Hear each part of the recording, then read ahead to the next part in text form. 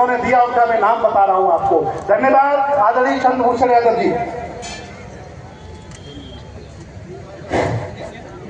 श्रद्धेय अध्यक्ष जी, आदरणीय रामदीन बाबू जी, यहाँ मंच पर मौजूद आदरणीय राजेंद्र पाल गौतम साहब, जिनके दिल्ली के कार्यक्रम में मंत्री रहते हुए आपने इसी तरीके का बौद्ध महासम्मेलन कराया और 22 प्रतिज्ञाएं पढ़ने के कारण आपको जिसने बर्खास्त किया, मैं कहना चाहता हूं आज वो भी सरकार से बर्खास्त हो गया।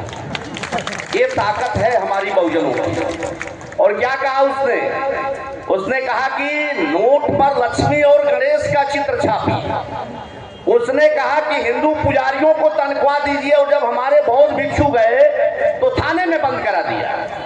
2 बार से लगातार दिल्ली में बहुजन अल्पसंख्यक पिछड़े वोट दे करके भाजपा के डर से उसको जिता रहे थे, लेकिन जब असली चेहरा सामने आया तो राजेंद्र पाल गौतम साहब की जीत हुई, पराजय नहीं हुई। मैं उनका अभिनंदन और स्वागत करता हूं अपने उत्तर प्रदेश की धरती पर।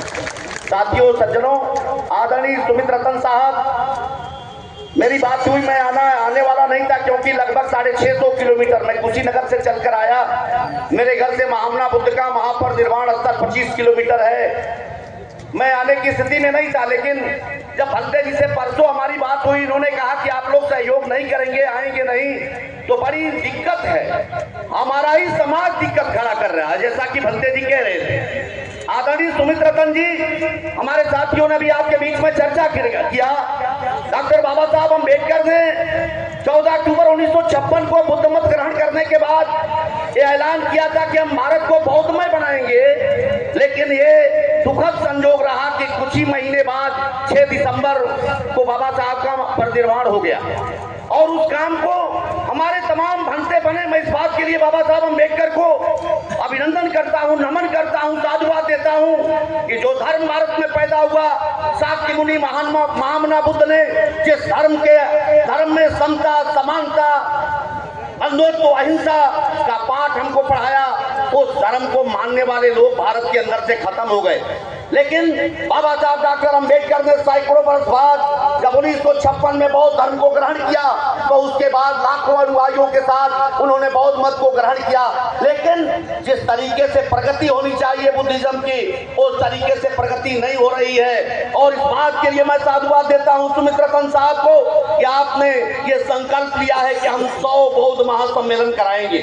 आपने शुरुआत किया लखनऊ से, दिल्ली में राजेंद्र पाल गौतम जी का हुआ, उसके बाद लखनऊ में आदरणीय सुमित रतन साहब का हुआ, जिसमें 22 प्रतिज्ञाएं पढ़ी गई। हम लोग वहां भी मौजूद रहे। और उसके बाद मेरठ में हुआ, गोरखपुर जहां से मैं चल कर आया गोरखपुर में हुआ, इलाहाबाद जहां आज कुंभ चल रहा है, हर्षवर्धन की धरती पर कुंभ वाले क्षेत्र में इलाहाबाद में हुआ, और ये आज झांसी में हो रहा है जहां पर झलकारी बाई पैदा हुई हमारे बहुजन महापुरुषों के घर में, हमारे बहुजन समाज के अंदर, जिन्होंने देश के लिए अपनी शहादत और कुर्बानी देने का काम किया।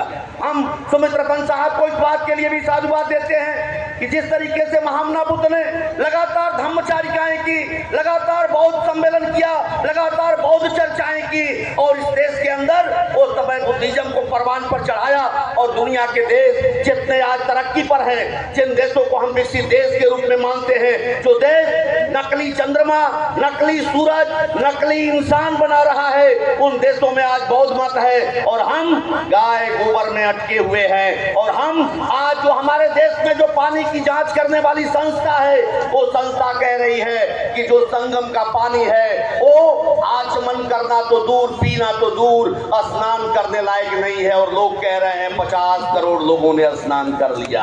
हम उस देश में बुद्धिज्म को लाना चाहते हैं जिस बुद्ध ने कहा कि हम जो कह रहे हैं वो सत्य नहीं, हम जो परंपरा है उसको सत्य मत मानना, हमने जो कहा उसको भी सत्य मत मानना, जो चीजें हमारे पुरखों से चली आ रही हैं उसको भी सत्य मत मानना उसको कि तर्क की कसौटी पर जो खरी उतरे उसको मानना, और जो तर्क की कसौटी पर, विज्ञान की कसौटी पर खरी न उतरे उसको मत मानना। ये दुनिया के जितने धर्म हैं, उन धर्मों में अकेला धर्म बुद्ध धर्म है जो कहता है, और जिसके पैगंबर कहते हैं कि जो मैं कह रहा हूं वो समय काल परिस्थिति के हिसाब से बदल जाएगा। इसलिए मत मानना तो वैज्ञानिक मत मानना, अपने बुद्धि और विवेक का इस्तेमाल करना। मैं सुमित रतन जी को साधुवाद देता हूँ, मैं सुमित रतन जी को साधुवाद देता हूँ कि आपने संविधान रच निकाला।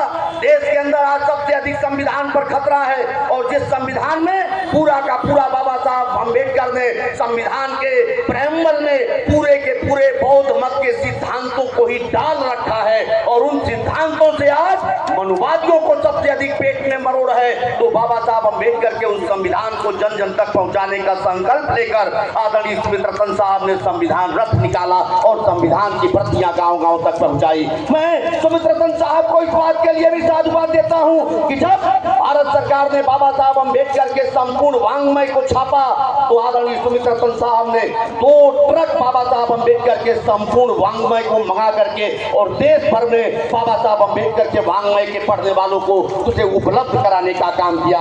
इसलिए आदरणीय सुमित रतन साहब, कुछ लोग ये समझते होंगे कि बौद्ध धर्म और ये जीवन कुछ लोगों के लिए पेटेंट होगा, उनसे आप मत घबराइए। कुछ लोग ये समझते होंगे कि किसी एक पार्टी, किसी एक व्यक्ति विशेष के मानने और चाहने से ये बौद्ध मत भारत में चलने वाला है, तो ये बात सही नहीं है। यहाँ बैठी हुई भीड़ बताती है कि सुमित रतन जी का रास्ता सही है। सुमित रतन जी जिस दिशा में चल रहे हैं वह दिशा बाबा साहब अम्बेडकर के बौद्धमय भारत को बनाने वाली दिशा है। इसलिए मैं आपका इस बात के लिए साधुवाद और अभिनंदन करता हूँ कि आपने जो कारवां चलाया है, जिस रास्ते पर आप बढ़ रहे हैं, वो रास्ता बाबा साहब अम्बेडकर का रास्ता है। और दूसरी बात हम कहना चाहते हैं साथियों कि आज इस देश के अंदर हमारे देश का संविधान लागू, हम सभी लोग बौद्ध मत को मानने की तरफ अग्रसर, लेकिन जो धर्म हम मानते थे, हमारे पुरखे मानते थे, जिस तरीके से बाबा साहब अम्बेडकर ने कहा कि मैं हिंदू धर्म में पैदा हुआ, मेरा पैदा न होना मेरे बस में नहीं था, लेकिन मैं हिंदू होकर नहीं मरूंगा, ये मेरे बस में है, और उन्होंने बौद्ध मत स्वीकारा।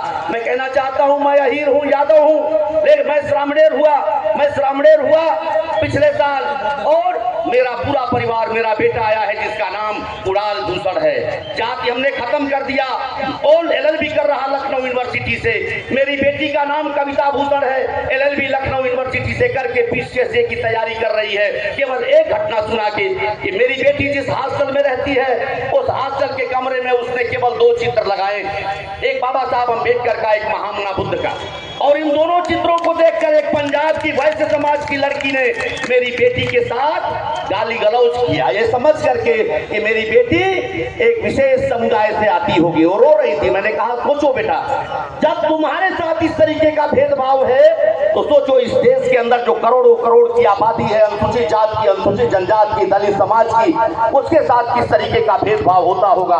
जो लड़की बाबा साहब अम्बेडकर के लिखे हुए संविधान को पढ़कर जज बनने की तैयारी के लिए आई है, उसके दिमाग में इतनी घृणा और नफरत है, तो सोचो इस देश के करोड़ों करोड़ वंचितों और शोषितों के साथ इस देश के अंदर धर्म के आधार पर क्या बर्ताव किया गया होगा। तो मैं अपनी बात को यहीं पर खत्म करूंगा। हमारे बीच में हमारे मुख्य अतिथि और जिनके आदर्शों को हम सभी मानते हुए आज पूरे देश में बुद्धिज्म के झंडा को लहराने के लिए आतुर हैं, बाबा साहब अम्बेडकर के परिवार के आदरणीय यशवंतराव साहब हम लोगों के बीच में आए। मैं उनका स्वागत अभिनंदन करते हुए मैं यही कहते हुए अपनी बात को खत्म करूंगा कि ऐ नए मौसम के पंछी, ऐ नए मौसम के पंछी, अब सिमटना छोड़ दे, हौसले बाजू में रख और रुख हवा का मोड़ दे। बहुत बहुत साधुवाद। जय भीम, जय भारत, जय संविधान।